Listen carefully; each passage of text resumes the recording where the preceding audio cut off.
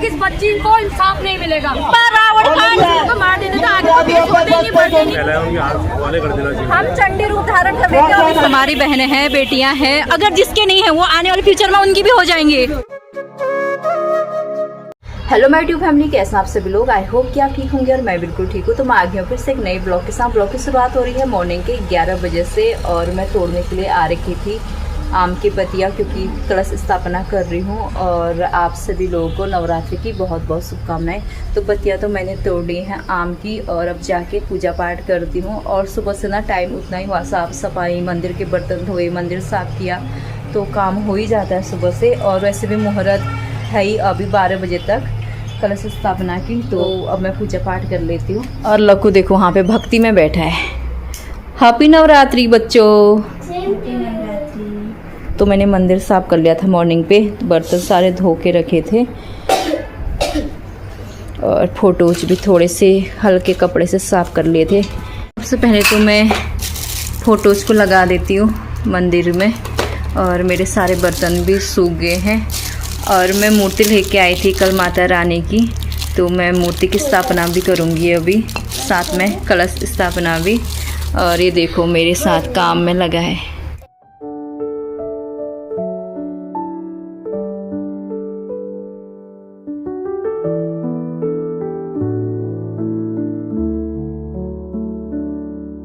तो दोस्तों मंदिर में मैंने फ़ोटो तो लगा दी है और बाकी अब कलश स्थापना करते हैं।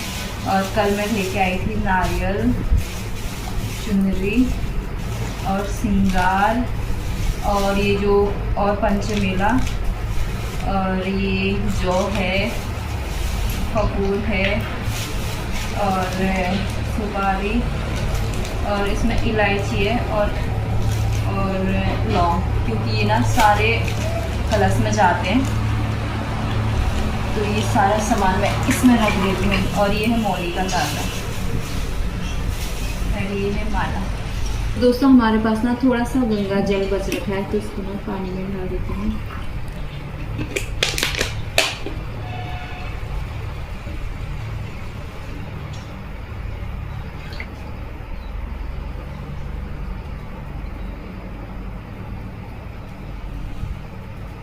दोस्तों माता रानी जी को तो मैंने नहला धुला के उनका स्नान करके मैंने उनको रख लिया है, और साथ में भोलेनाथ जी को भी।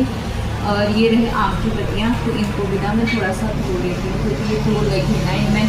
और शायद मेरी आवाज़ नहीं आ रही है क्योंकि पीछे से ना काम चल रहा था, ट्रैक्टर की आवाज़ आ रही है। तो मैंने आम के पत्ते भी धो लिए हैं। तो दोस्तों यहाँ पे ना हमारी कलश स्थापना की तैयारी हो रही है और गुंजन बना रही है कलश में स्वास्तिक। बाकी स्थापना मैं करूँगी, बस स्वास्तिक की स्वास्तिक गुंजन बना रही। फिर हमारे गणपति बापा जी, तो पहले भगवान जी की पूजा करते हैं। हे सिद्धिदाता सिद्धि विनायक रक्षा करना। तो गणेश भगवान जी की स्तुति तो कर ली है और अब कर लेते हैं कलश स्थापना। तो इसमें स्वास्तिक को गुंजन ने बना लिया है और कलश में पानी भी भर दिया है मैंने। तो सबसे पहले हम बांधेंगे अब मौली का धागा।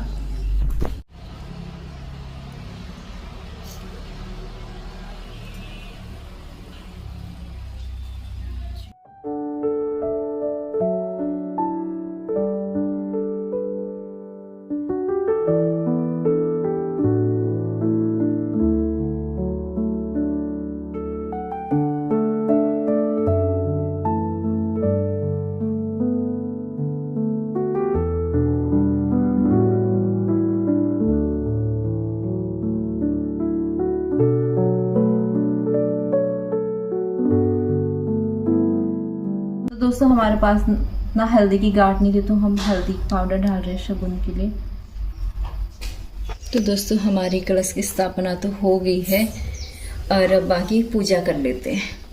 सर्वमंगल मंगले शिव सर्वार्थ साधिके सर्वसंभवैकी गौरी नारायणी नमोस्तुते। सर्वमंगल मंगले शिव सर्वार्थ सर्वसंभवैकी गौरी नारायणी नमोस्तुते। तो दोस्तों अभी का समय है शाम के 4 बजे का और मैं जा रही हूँ मुखानी साइड को, क्योंकि आज भी रैली निकाली जा रही है। तो मैं रैली में शामिल होने के लिए जा रही हूँ और हर औरत को ना रैली में शामिल होना ही चाहिए इस बार, परसों भी था रैली हमारे बुद्ध पार्क में हल्द्वानी के, लेकिन वहाँ जा नहीं पाए, मैं भी नहीं जा पाई। लेकिन मुझे ना अंदर अंदर गिल्ट हो रही थी कि मैं क्यों नहीं गई करके। दोबारा मौका मिला है तो जाना चाहिए ना, और हर औरत को जाना चाहिए यार, आवाज़ उठाना चाहिए। तो मैं तो जा रही हूँ भाई। और वैसे भी कैसे ना तो हमारी बेटी है ना तुम्हारी बेटी, वो पूरी उत्तराखंड की बेटी है। जब पूरा उत्तराखंड साथ मिलकर लड़ेगा तभी तो उसको ना थोड़ा बहुत इंसाफ मिल पाएगा और गुनहगार को सज़ा मिल पाएगी। तो यहाँ पे ना ऑटो मिलना मुश्किल होता है दिन के टाइम पे, बड़ी मुश्किल से ऑटो मिलती है। और वैसे 4 तो ही बज चुके हैं और 4 बजे से ना वहाँ रैली थी और मुझे लेट हो गई है सच में। तो हल्द्वानी की औरतें यार सच में, ज्योति दी ने बोला था कि आना ज़रूर करके, मतलब उन्होंने इसका मैं भी बोला था और पहले भी बोला था। तो ज्योति दी ने ना ठीक ही बोला था, हल्द्वानी की औरतें ना बस ठुमका लगाने के काम की और किसी भी काम की नहीं। तो आज मैं जा रही हूँ इसलिए नहीं कह रही हूँ, लेकिन आना चाहिए यार, आवाज़ उठाना चाहिए। ऐसे गुनहगार को तो हम छोड़ नहीं सकते हैं ना। सच में वो ना सरकार का ही जवाई है, तब जाके ना उसको वो कर रखा है। अब उसको ना हमारे हाथों छोड़ देना चाहिए, जनता के हाथों, ताकि हम उसका ना अच्छी तरह टीका पीठा करें। तो दोस्तों सामने से ऑटो आ रही है, इसमें बैठ जाए।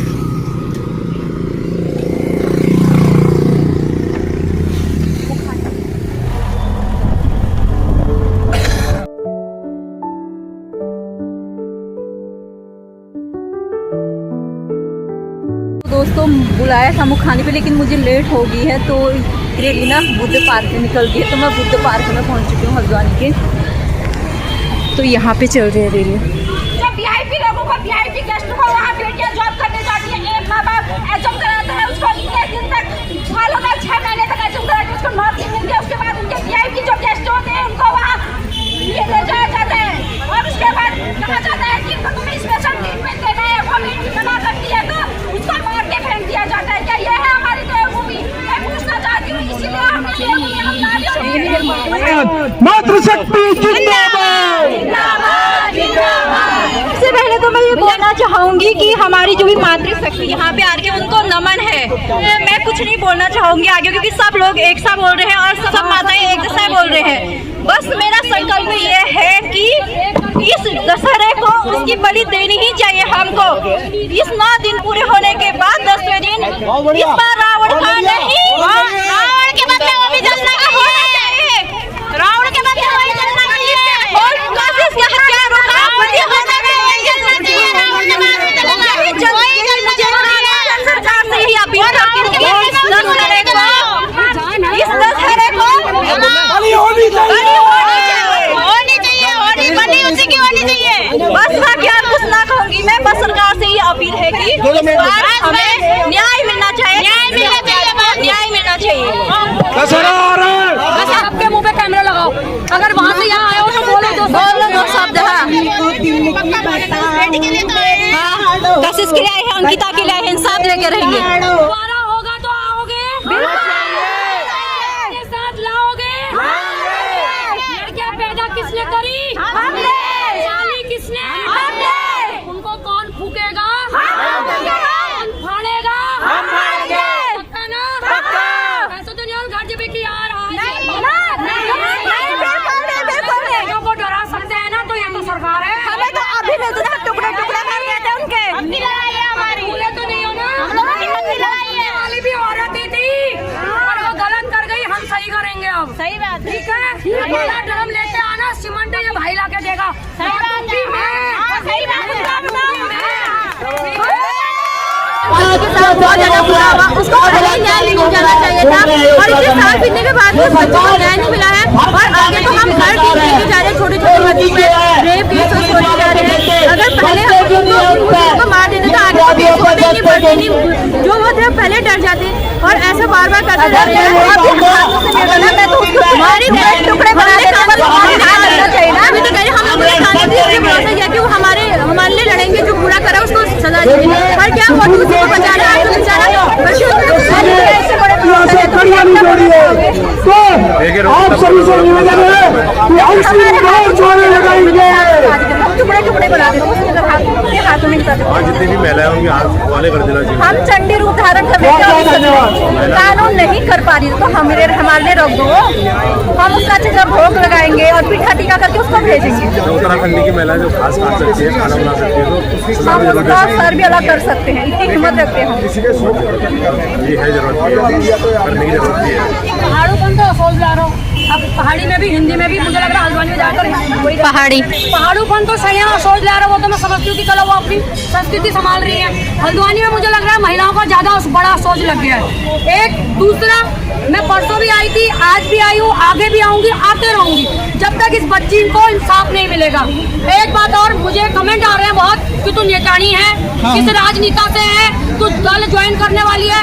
मैं आम लड़की हूँ, इसकी भी बहन हूँ, इसकी भी बहन हूँ, तो मैं किसी नेताओं से नहीं हूँ। और जितने हमारे यहाँ भाई आ रखे हैं ये, हम सोशल मीडिया पे सिर्फ एक क्या है करिए हैं कंटेंट क्रिएटर, वही है। और हमको नेता बनाने की कोशिश ना करी जाए। जितनी भी मेरी बहनें आ रही हैं, मैं वो मेरी वजह से आ रही है, क्योंकि हमें इस बच्चे को इंसाफ दिलाना बस। हमको नेताओं से ना जोड़ा जाए। और एक चीज और अलग होगी कि तुम शनिया पर काम धंधे नहीं। एक आदमी कह रहा था कमेंट में, तुम औरतों के पास काम नहीं है तो एक काम कर, अपनी बीवी के भी काम बंद करवा दे। और एक कमेंट ऐसा आया था, गाली का बटन भी आया था मेरे उसमें। ये गाली का बटन है, इस पे क्या कहेंगे? कौन सा है? कमेंट आया था। अरे तो मैं स्पीकर हूँ, स्पीकर हूँ बड़ा वाला। नीला ड्रम मत भूलना, बिल्कुल मत भूलना नीला ड्रम। और आज तो पता नहीं क्यों उस औरत के लिए इज्जत भी बढ़ रही है भैया। चाहे उसने गलत ही करा था, लेकिन हिम्मत तो लाई थी वो। हल्द्वानी की औरतों में तो हिम्मत ही नहीं है। तुम क्या नीला ड्रम लाओगे? अब भाई तू ये लाएगा सीमेंट, मैं लाऊंगी नीला ड्रम और तू मसाला बना देगा, हम खुद ही कर लेंगे। एक कमेंट ऐसा आया था कि पुलिस वालों की एक ही हिम्मत है कि आके कुछ बोले भैया, ये सरकार के टुकड़ों पे पलने वाले हैं। पुलिस वालों को भी पता है ना ये चीजें गलत हुई है, उठानी चाहिए ना, फिर उन्होंने भी आवाज उठानी चाहिए। और अब देखो क्या होता है। आगे सब महिलाओं को इकट्ठा होना चाहिए। और कौन आएगा ना, हमारे घर में हमारी बहनें हैं, बेटियां हैं, अगर जिसके नहीं है वो आने वाले फ्यूचर में उनकी भी हो जाएंगे। कल के दिन हमारा जो जनरेशन है वो हमें ब्लेम ना कर पाए। सबसे पहली बात हम उनके लिए अभी खड़ा होना है। हमने तो काट लिया है, मैं तो ताला मार के आई हूँ बच्चों को। मारना पड़ेगा। मैं ट्यूशन भेज के आई हूँ तो हम नहीं आएंगे तो कैसे आएंगे? बिल्कुल आगे भी आएंगे। और हम कानून बेकार है, हमारी सरकार बिल्कुल बेकार है, सरकार हमारी बेकार है। लगानी चाहिए थी। जो बड़े बड़े लोग हैं ना, जो अपना ऐसा हमारे बच्चों के साथ गलत हो रहा है, औरतों के साथ गलत हो रहा है। हम ये कहाँ है जो हमारे वजह से हल्द्वानी फेमस हो रखा है? कहाँ है वो लोग? आज सोए हैं अभी। देखो ना, इतना बड़ा सौरभ जोशी है, 35 मिलियन सौरभ जोशी की बात नहीं है, सौरभ जोशी की तो बात नहीं महिला है। क्रिएटर देख लो कौन आई है यहाँ पे, बड़े बड़े क्रिएटर आंदोलन में आना पड़ेगा, कूदना पड़ेगा। उत्तराखंड ऐसे अलग नहीं हुआ है, अब उत्तराखंड अलग हुआ है। हमारा देश, हमारी संस्कृति हम आप घुमा हुए हैं, हमें सबको आना पड़ेगा। धरातल में वो लोग नहीं आएंगे, कौन आएगा? अरे घर का काम आप बताओ ना। लोग तो पहले यहाँ पे आना है, कुछ बच्चे इतनी जिम्मेदारी हमारी उनसे, हमारे से लाख गुना उनकी है, वो क्यों नहीं आए? क्वेश्चन हमारा उनके साथ, लेकिन जिनके लाखों फॉलोवर है वो क्यों नहीं आए? वो कहाँ से आएंगे आने में? वो उत्तराखंड में नहीं रहते, अगर वो आएंगे तो उनको उत्तराखंड में रहने का कोई बड़ा क्रिएटर छोटे क्रिएटर को कभी सपोर्ट नहीं करता है, मैंने देखा है। अपना एटीट्यूड अलग हो जाता है। अरे तुम अपने साथ वालों को सपोर्ट करो। नहीं ना, जो भी सपोर्ट नहीं कर सके उनको उत्तराखंड में रहने का कोई अधिकार नहीं। बिल्कुल बिल्कुल नहीं है, उत्तराखंड के है। मैं रोस्ट करूंगी और करते रहूंगी जो गलत है। मैं फेमस होने के लिए नहीं करूंगा। अगर मुझे फेमस होना होता है मैं कपड़े खोलती आप भी फेमस हो जाती यहाँ पे, वो कोई बड़ी बात नहीं है। फेमस होना कोई बड़ी बात नहीं है। आप यहाँ पे 10 लोगों को गाली दे दो, बीच सड़क में फेमस हो जाओगे। मैं गलत के खिलाफ बोलती हूँ, चाहे वो सौरभ जोशी बोला है, चाहे किसी के लिए बोला है। मैं मुख्यमंत्री के लिए भी अगर गलत होंगे तो मैं मुख्यमंत्री। जनता की आंखों में ना बहुत ज़्यादा आक्रोश था, मन कर रहा था कि अभी यहाँ पे ना उसकी बलि दे दे। और हल्द्वानी की औरतें अभी भी यहाँ पे ना बिल्कुल ना कि बराबर थी। 1000-1200 औरतें होंगी जहाँ तक होंगी, लगभग उससे भी कम होंगी, लेकिन थी नहीं यहाँ पे। अभी भी सोई हैं औरतें, इतना बोलने के बावजूद भी औरतें अभी यहाँ नहीं आ रही हैं। तो दोस्तों मैं भी आ गई हूँ रेली से आने के बाद मैं पी रही हूँ अभी जूस, क्योंकि गर्मी भी लगी है और साथ में ना वीकनेस टाइप की भी हो रही है, क्योंकि आज मेरा फास्ट है। और रेली में ना बहुत कम औरतें आ रखी थी। अभी भी हल्द्वानी में कितनी औरतें होंगी ना, फिर भी बहुत ज़्यादा कम औरतें आ रखी थी। सारे कीर्तन भजन में बिजी होंगे ना, क्योंकि आज पहला नवरात्र है, तो सारे लोग वहाँ बिजी होंगे कीर्तन भजन में और डांडिया वाडिया में, क्योंकि नवरात्रों में अलग अलग जगह चलते रहते हैं ना डांडिया, क्या क्या बोलते हैं। लेकिन वहाँ आने की किसी की हिम्मत नहीं थी सच में। एक दिन वहाँ आ जाते क्या बिगड़ जा रहा था ना, एक दिन वहाँ कर लेते कीर्तन, एक दिन इंसाफ के लिए लड़ जाते तो क्या जा रहा था। तो बहुत बुरा लगा, लेकिन कर भी क्या सकते हैं, किसी से ज़बरदस्ती तो नहीं कर सकते। तो मैं भी जूस वूस पीती हूँ और पूजा पाठ करती हूँ और इस ब्लॉग को भी ना इतना ही रखती हूँ। आई होप कि आपको ब्लॉग पसंद आ रही हो। अगर ब्लॉग पसंद आती है तो लाइक करें, सब्सक्राइब करें, शेयर करें और कशिश के लिए आवाज़ उठाने की कोशिश करें। तो मैं मिलूंगी आपको जल्द ही एक नई ब्लॉग के साथ। अभी के लिए बाय बाय। जय हिंद, जय देवी उत्तराखंड। Bye bye.